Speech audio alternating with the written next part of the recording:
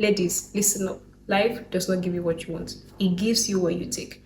This excuse that as women we cannot achieve certain things, that certain things are not on the table for us because it's a man's world, it is old, it is stale, and it's a mindset we need to get rid of.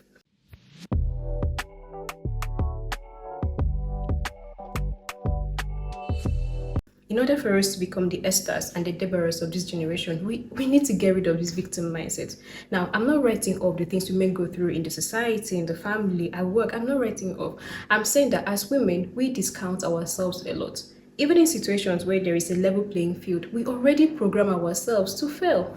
And this victim mindset has been passed down generations. Now we have a society of women who think everything is literally set up against them. And what this does is that we have women who don't try, or when they try, they don't put in their all because they don't think it's possible. We need to get rid of this mindset. Ambition is not a bad thing.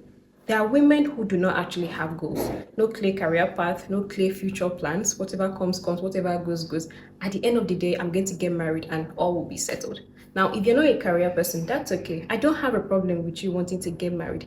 I have a problem with a nonchalant attitude and mindset towards marriage.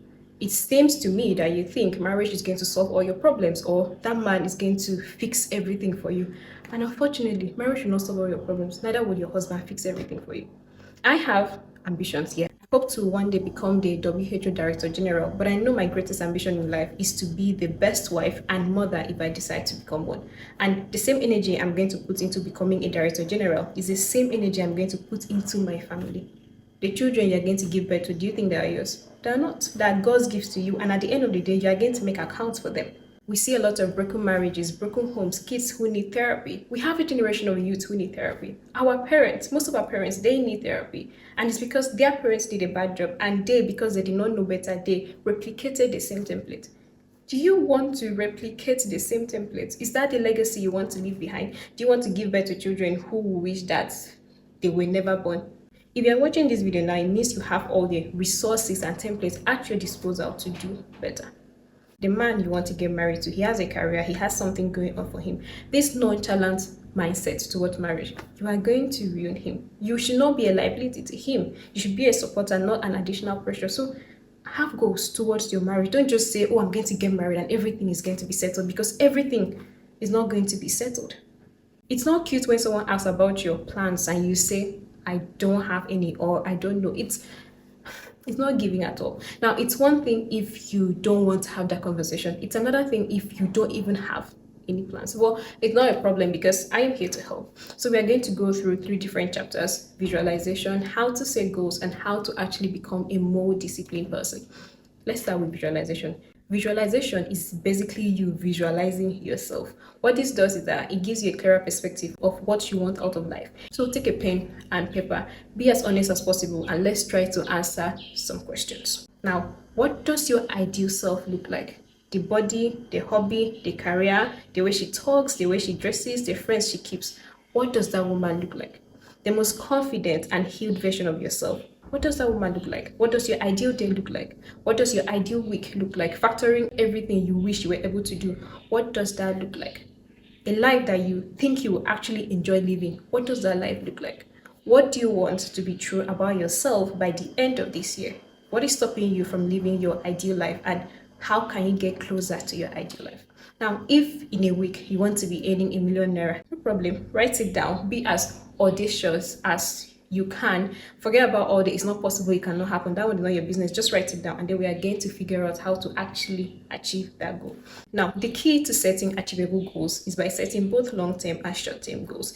I want to be this person in a year. I want to be this person in 2 years, in 5 years. But you need to get through 1 month, 3 months, and 5 months to actually get to a year. Now, for the 1 month and 3 months goal, stop trying to achieve so many things. There's no need to write down 10 things you want to achieve in a month. A month has only 31 days. You cannot possibly achieve everything. So limit your goals to 3 or 4. Secondly, accept where you are right now. Some of us try to set goals with ideal versions of ourselves. And what this does is that it does not give you the opportunity to grow. So recognize your limitations, recognize and accept where you are right now. Recognize and accept your starting point. The third key is by starting small, and instead of writing something that you want to do, Maybe write down something you want to stop. For example, if you always wake up by, I don't know, 12 p.m. and you want to start waking up by 4 a.m., instead of you to write, oh, I want to start waking up by 4 a.m., maybe write down, I want to stop sleeping by 11 p.m. 11 p.m. is something that you can control. Even if you're not going to sleep by 11 p.m., you know that by 11 p.m., you're going to stop playing the game, you're going to drop your phone, you're going to be on your bed. 4 a.m. is not something you can control. So maybe just write down something you should stop instead of something you want to start doing. And the final way is to know that your goals, they don't necessarily need to be traditional. What I mean is that you don't need to start a firm, you don't need to start a company. That's why visualization is very important, so that you're writing goals that are very specific to you. Now, how to actually set goals. The main reason you are unable to achieve your goals is because your goals are not smart. Now, I'm not saying you're not wise, I'm saying your goals are not following the 5-step approach. Smart, specific, measurable, attainable, relevant, and time bound. Let me explain this using my life. I have visualized myself. I know that I want to spend so much time with my family. I want to be a present wife and a present mother. I want my husband to come back to a clean house, to great food. I don't want to miss out on anything that concerns my family, all the milestones. I want to be present for it. I want to attend all the PTA meetings, everything. I want to be present for it. It's from this visualization here that I have come to the conclusion that although being a director general is great, my ideal woman is not interested in going for meetings and then somebody else is taking care of my family. My ideal woman is not interested in traveling the world and then I'll hear, oh, your child, I don't know, won the competition, your child did this. I want to be present, I want to be available for that. But I don't want to do all of this without any money. And one way you can be a homemaker or a housewife and still earn money is by starting a YouTube channel. And that is settled already. Remember that I said for your goals to be achievable, it needs to be smart, specific, measurable, attainable, relevant, and time bound. For your goals to be specific, it needs to include details. A non-specific goal is me saying, I want to get monetized so I can start earning money. That's a blanket statement. That is so vague. Instead, what I'm going to say is, or what I'm going to write is, I want to get 1,000 subscribers and 4,000 watch hours by the end of 6 months so I can get monetized and I'll start earning money. That is very specific. And to be honest, I want to get 1,000 subscribers by December. So if you are not subscribed already, please kindly click on the subscribe button and like this video too so YouTube can show it to other people. Thank you.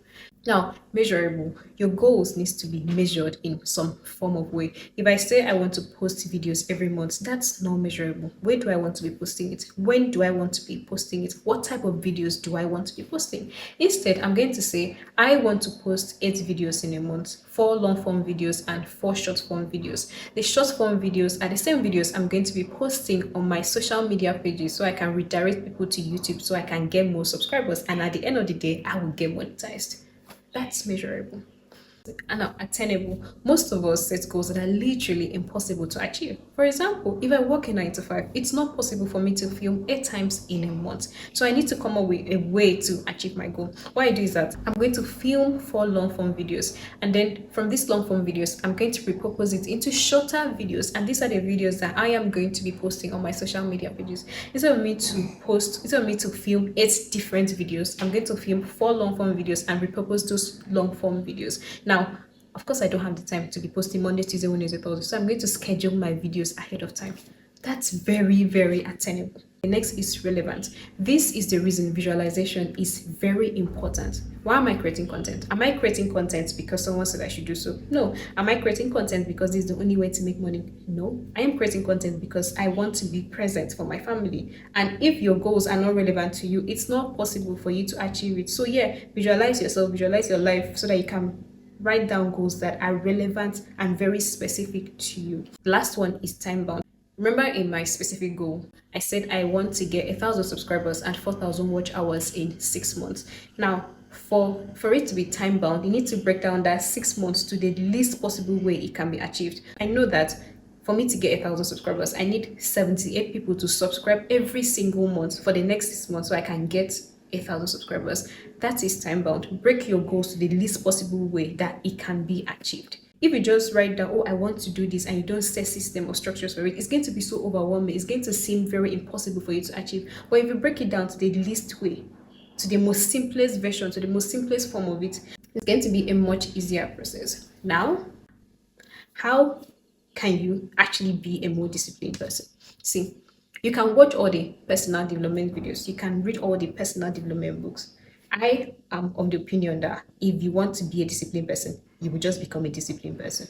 That is it. There's going to be pain either ways. You're going to be uncomfortable, but there's no amount of aspire to aspire. There's no amount of personal development books that you're going to read that is going to help you to become that's going to help you to become a more disciplined person. It's something that you just decide by yourself. You need to get tired of your life. You need to make that decision that okay, I want to achieve this goal and I'm going to achieve that goal. No amount of books that you're going to read. You need to also have a very solid why. For example, me, I want to buy a house for my parents. I want my kids to be trust fund babies. Yes, I don't care if people are going to say the reason your children are able to do this because their parents are, yeah, there's no award for poverty, there's no award for sufferhead. I want my babies to be trust fund kids. The husband I want to marry is very expensive, very expensive. I want to be able to afford his lifestyle. That's my why. So am I going to sit down now to wait for aspire to aspire to help me to be a more disciplined person? Absolutely not. So if you want to be a disciplined person, you decide that okay, I am tired of this life. So I am going to become disciplined from now on. Number two, you need to realize that it's progress over perfection. You have a specific goal. Do something every day that is going to help you achieve that goal. Regardless, it's your choice. Number three, you need to make being a disciplined person your identity. Why do you think you are going to start a firm and it's going to be successful if you are not a disciplined person? If you cannot wake up and lay your bed, or when you carry cup or whatsoever from one place, you cannot return it where it was. Why do you think that whatsoever you're going to be able to achieve your goal if you are not even a disciplined person? Let your yes be yes. Let your yes be yes. Let your no be no. Make discipline your identity. Now, accountability partner. Also, someone says something. If you think there are five foolish people, paraphrasing, you did not count well. There are six because you're actually one of them. You spend so much time with your friends. You can as well make them your accountability partner. I mean, make friends with people that have sense. But regardless, you can still have outsiders as your accountability partner. And if you want me to be your accountability partner, no problem. Send me a DM on Instagram and we're going to figure it out. We talk about self-love, especially women. We talk about self-love. Self-love is not making your nails. Self-love is not making your hair. Self-love is being a more disciplined person. Just respect your word. Say you're going to do something and actually do it. Because see, we're going to buy that Lamborghini, we're going to buy lands, we're going to become rich. Let's decide to become a more disciplined version of ourselves. How are we going to teach our children to be better human beings if we are not disciplined? We cannot. When I see great women, I imagine a world where there are a lot of great women. And I'm not talking about Chimamanda or Ngozi Iweala or Dora Kingley. Yes, those are great women. I'm talking about great mothers too, great sisters, great friends. We need to have it all around. Your marriage needs to be perfect. Your career needs to be perfect. See, women, we can do better. See, we can do better. With that being said, my name is Emmanuel Francis, and this is Dimensions of Good. Please click on the subscribe button and like this video too.